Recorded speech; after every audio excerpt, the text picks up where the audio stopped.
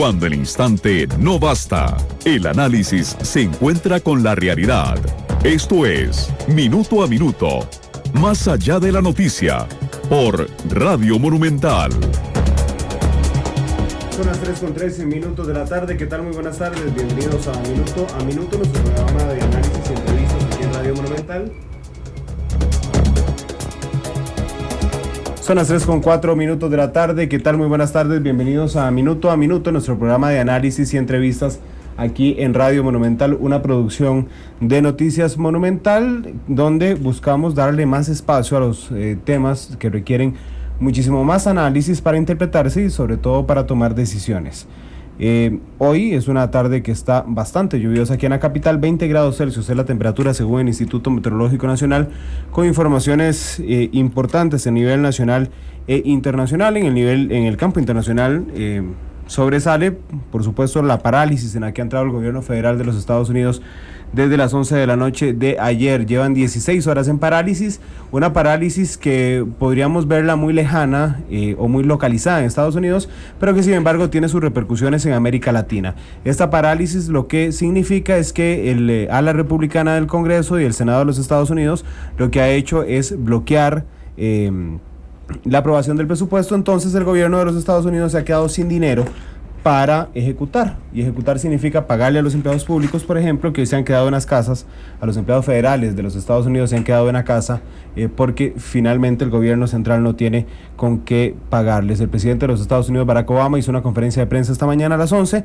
donde afirma que Estados Unidos es rehén de una cruzada ideológica por parte de los republicanos y no se avisora una salida próximamente porque los republicanos están muy molestos con el programa de salud que intenta implementar el presidente Obama. Los invitamos a mantenerse informados de este tema en nuestras redes sociales, en Twitter, en @monumentalcr, y en Facebook, Instagram y Facebook bajo la cuenta Noticias Monumental.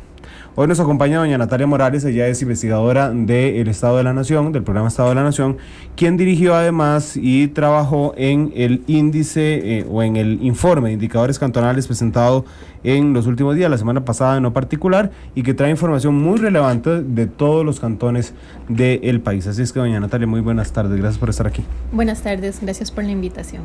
Bueno, cuando uno se pone a analizar el informe y lo ve por provincias, ¿verdad?, llama la atención alguna desigualdad en algunos aspectos fundamentales.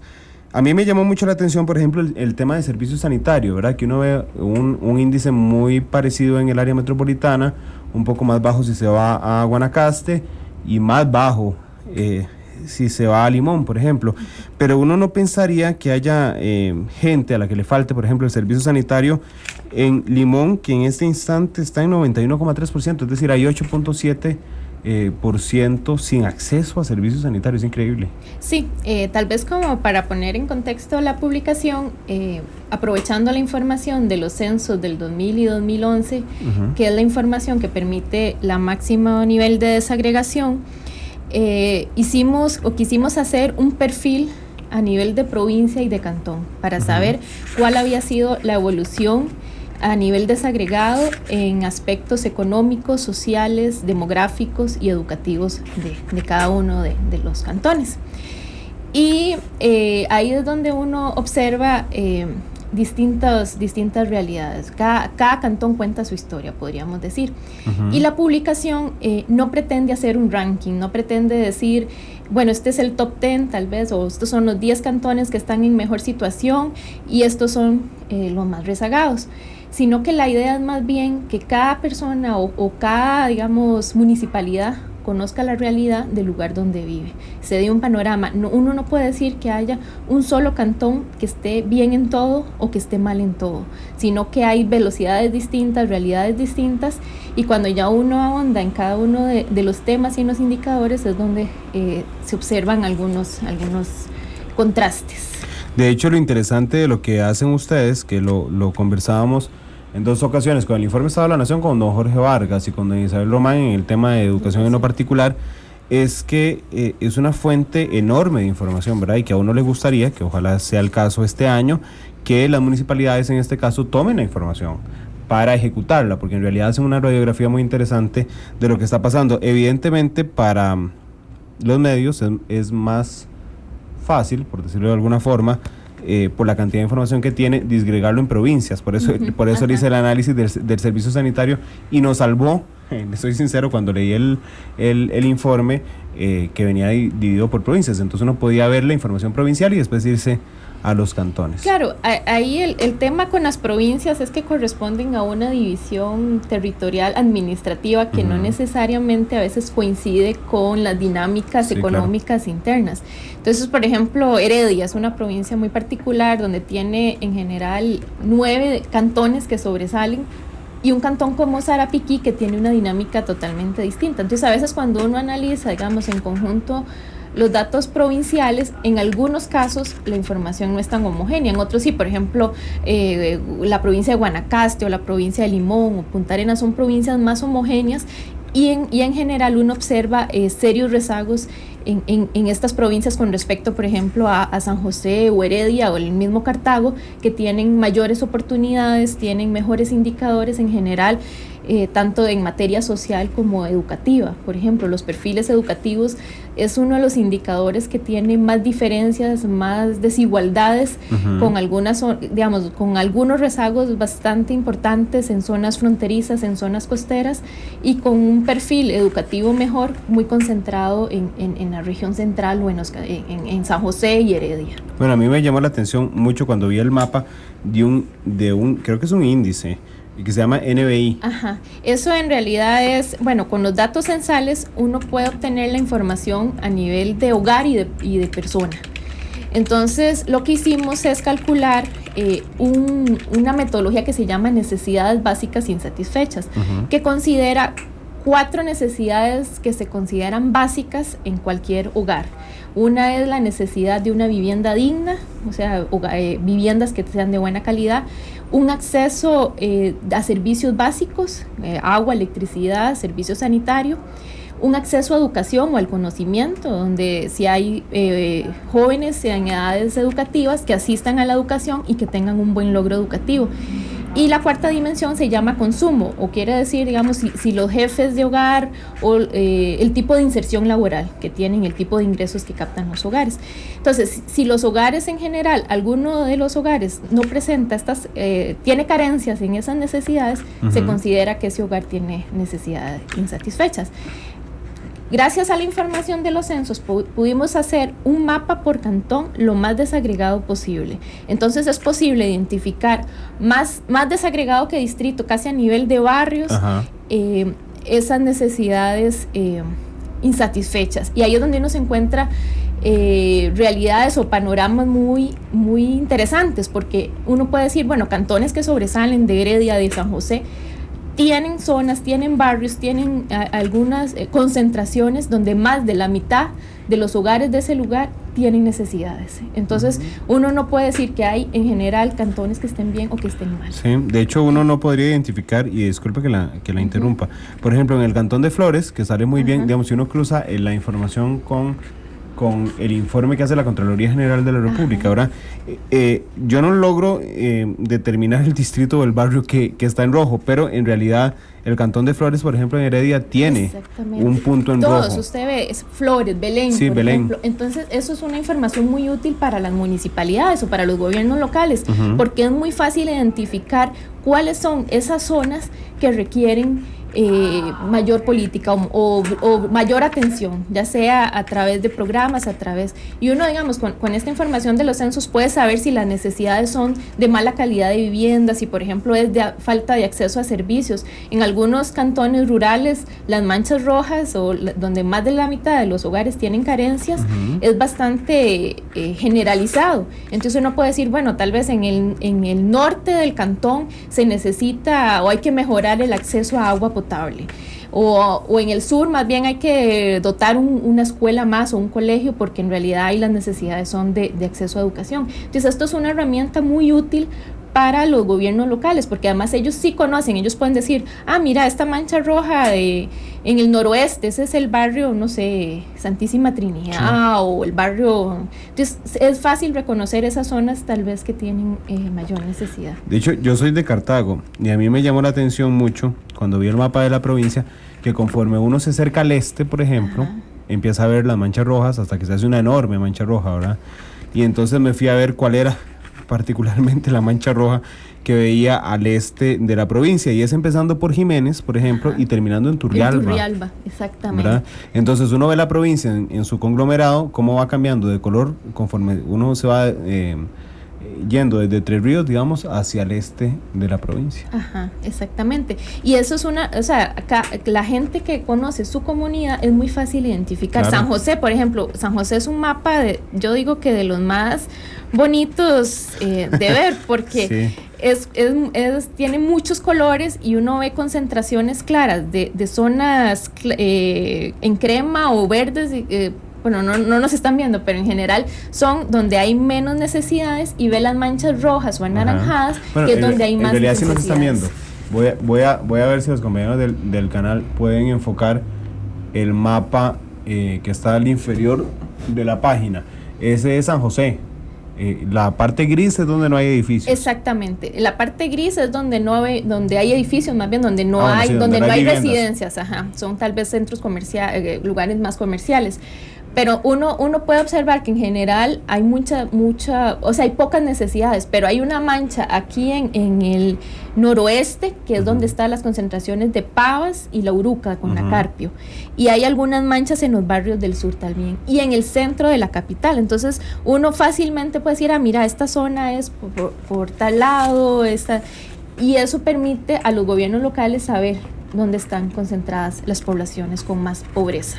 Bueno, evidentemente nosotros no podemos ir de cantón en cantón, aunque sería genial ir así, pero sí le puedo ir preguntando, sin la idea de hacer un ranking, por supuesto, pero sí puedo irle contando al oyente y al televidente que fueron midiendo ustedes. Primero miden datos demográficos, ¿verdad? Ajá.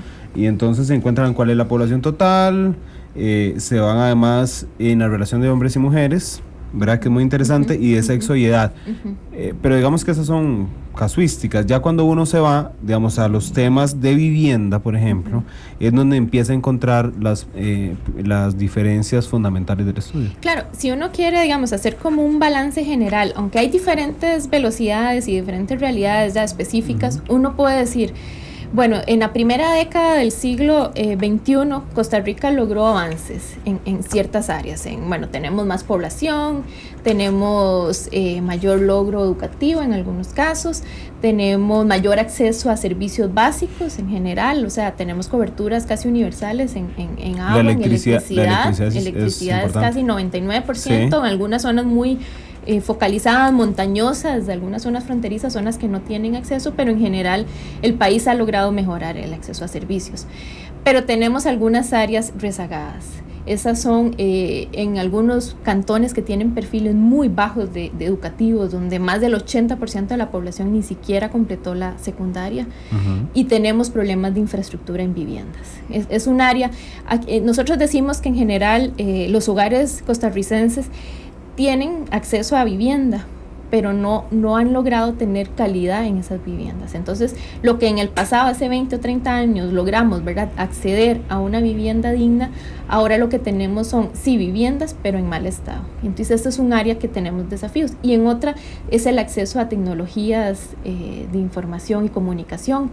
El acceso a internet, por ejemplo, tenemos la zona central del país tiene un acceso bastante importante, donde más de la mitad de los hogares de este país tienen, del centro, ¿verdad?, del área metropolitana, tienen internet, tienen computadoras, pero si uno se va a algunos cantones fronterizos o costeros como Sarapiquí, Los Chiles, Talamanca, en la zona sur, Matina, por ejemplo, en el Caribe, tienen menos del 10% de acceso a internet. Entonces tenemos como todavía diferentes velocidades, diferentes realidades que, o sea, hemos tenido logros, sí, pero no se están distribuyendo de manera igual para todos. Puedo robarle 30 segundos para ir a la pausa comercial y regresamos a Minuto a Minuto. Cuando la noticia trasciende el paso del tiempo y el instante no basta, Minuto a Minuto, más allá de la noticia. Minuto a Minuto, más allá de la noticia, por Radio Monumental. Son las 3:18, estamos en Minuto a Minuto, el programa de análisis y entrevistas de Noticias Monumental con doña Natalia Morales. Ella es investigadora del programa Estado de la Nación. Estábamos hablando fuera del micrófono de internet, porque yo le decía a ella que a mí me llamaba la atención que no hay, creo que no hay, voy a ver para no batear, sí, no hay ninguna provincia donde más del 50% de la población en promedio tenga internet en las casas. No, en ninguna. El cantón que tiene más acceso es Montes de Oca, que creo que tiene como un 60%, pero ya el resto bajan a un 50%, y en algunos, digamos, el promedio en realidad es de un 30%. De las viviendas tienen acceso a internet. Y si ya uno desagrega más, el acceso está muy concentrado en la región central. Y en el resto de cantones o provincias, ¿verdad? En Guanacaste, en Limón, que uno esperaría que son tal vez, o el mismo Punta Arenas, que son zonas muy turísticas, el acceso en algunos lados tal vez es mayor, pero aún es insuficiente. O sea, tal vez llega a un tercio de las viviendas. Y eso sin contar la calidad, ¿verdad? La calidad de la conexión, que generalmente es de mejor calidad aquí en el centro. Sí, de hecho yo le preguntaba a doña Natalia en el corte si incluía internet móvil. Me dijo que no, esto es internet en los hogares, pero sí la diferencia es enorme, digamos, entre la provincia de San José, que es 43%, sí, 43%, a Limón, que es 16%. Limón es uno de las provincias más rezagadas. Limón, si uno en general ve, tiene menos acceso a servicios básicos. En general ha habido, digamos, un avance importante entre el 2000 y el 2011, pero cuando ya uno ve cuáles son los que están más rezagados, es Limón. Limón tiene mayores problemas de acceso a agua potable, de acceso a electricidad. Está muy focalizada, por ejemplo, las montañas de Talamanca, donde hay menor acceso de electricidad. Los niveles educativos en general de la provincia de Limón son también bastante bajos. La calidad del empleo y otro indicador interesante es el tipo de actividad económica o de empleo que tienen las personas. Y entonces ahí uno ve, aunque el país en general se ha vuelto una economía muy de servicios, ¿verdad? De actividades de servicios, aún tenemos algunas zonas donde la actividad agrícola es bastante importante. Y estas son zonas más que todo también de la frontera norte, Sarapiquí, Los Chiles, algunos cantones de Limón, Matina, Pocosí, tienen todavía un peso importante de las actividades agrícolas. En la zona sur también, Buenos Aires, de Punta Arenas, Cotobruz, también siguen siendo todavía zonas muy agrícolas. Entonces, aunque sí el país ha pasado, digamos, de ser una economía más agrícola a una economía más de servicios, todavía tenemos concentraciones del sector agrícola. Sí, claro, imagínense que San José tiene apenas 0.6% en el sector primario de la economía, que es precisamente la agricultura. Y si nos vamos a Limón, es 38.1%. Exactamente. Alajuela creo que también es otra de las provincias donde todavía sirve mucho el índice. El peso del sector agrícola sigue siendo importante. Sí, Guanacaste es un caso interesante porque creo que en el 2000 todavía tenía muchas zonas agrícolas, y ahora se ha pasado más a tener un peso más importante de turismo, ¿verdad? De actividades, y turismo se cataloga dentro del sector de servicios. Sí, 17.8 tiene el sector primario de Guanacaste. Y algo que uno ve con dolor, bastante dolor, es que las zonas fronterizas son las que tienen más necesidades. Digamos, si uno se va Guanacaste, el sector fronterizo es el que tiene más. Alajuela también, que es el norte. Sarapiquí, que usted lo decía al principio, en Heredia. Y las zonas del sur este en Limón. Y Punta Arenas también. Bueno, y Punta Arenas, sí. Y otro, digamos, eso se podría explicar porque es muy triste, porque uno, desde el que analizamos hace 10 años estos rankings de cantones, la situación no cambia. O sea, uno ve, pues, como si fuera, y cualquier indicador que uno en general mapee, siempre le da a uno esos patrones de los lugares con más ventajas o con mejoras más importantes en la región central, y estas regiones fronterizas y costeras con rezagos. Entonces uno podría decir, son cantones que hace 20 o 30 años vienen sufriendo este rezago, y el país no ha sido capaz de meterle, digamos, ahí política, de ponerle un énfasis en esos para tratar de acortar esas brechas. En algunos casos se han acortado brechas, por ejemplo en la provincia de Guanacaste, pero aún así siguen siendo zonas muy pobres, zonas con muy poco acceso a empleos de calidad.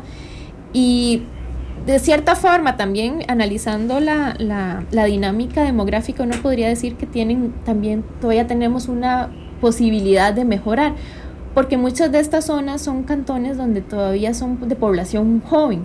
Entonces, si el país, por ejemplo, le brindara de aquí a unos 15 o 20 años acceso a educación, podría ser que estos cantones más rezagados dieran un salto y pudieran alcanzar a los otros que ya les llevan décadas de ventaja, donde mucha de la distribución o donde se concentran las oportunidades están en el centro del país. Y hay una lectura preocupante además porque pasó con Calero en 2010 en la zona norte, que digamos que el Estado se gana la legitimidad proveyendo servicios a sus habitantes, es decir, digamos que ejerce su autoridad sobre algunas zonas, brindándole a sus poblaciones los servicios. Cuando pasó lo de Calero en noviembre de 2010, una de las quejas de los vecinos precisamente era lo abandonados que estaban, ¿verdad? Y entonces digamos que eso fue uno de los elementos que aprovechó el grupo sandinista que ingresó a Calero, que estaba desprovisto absolutamente de agua, de electricidad, de carreteras, de todo.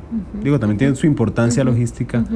No, y otro error que a veces se comete es la creencia de que estos cantones fronterizos o cantones costeros que están muy influenciados por la migración, y entonces que muchos de los indicadores negativos es porque tienen más peso de nicaragüenses o de otras. Ese es un mito que se cae, porque sí, se cae aquí. Exactamente, porque uno no observa, digamos, en ningún cantón tiene más de un 15% de población migrante. Entonces, en realidad uno dice, no, son costarricenses los que están en condiciones de desventaja, los que estamos dejando de lado también, ¿verdad? Son ciudadanos. Y no es que la migración nos haya afectado o nos haga ser más pobres, ¿verdad? Entonces, en realidad sí es como un problema de política y de abandono de estas zonas que son más alejadas del centro del país, de la capital. Muchas de las políticas siguen estando concentradas aquí en el centro y no se ven esas brechas, esas diferencias, y a veces se cree y además una cosa que la publicación trata de cambiar es no cometer el error de ver siempre los promedios, y que los promedios en realidad no son tan malos. No, esto lo que nos dicen es, bueno, que tal vez el promedio del país sea, no sé, un 40% de población con educación superior, cuando ya uno se ve, bueno, en la provincia, por ejemplo, de San José, puede ser un 50%, pero hay cantones, por ejemplo, de la zona de Los Santos, que están muy rezagados con respecto a cantones, por ejemplo, como Escazú, Montes de Oca, Santana. Son cantones que tienen una realidad muy distinta a otros de la misma provincia de San José, como Acerrí o León Cortés. O sea, son realidades muy distintas, que a veces un promedio de la provincia de San José sobresale con respecto a los demás, pero también tienen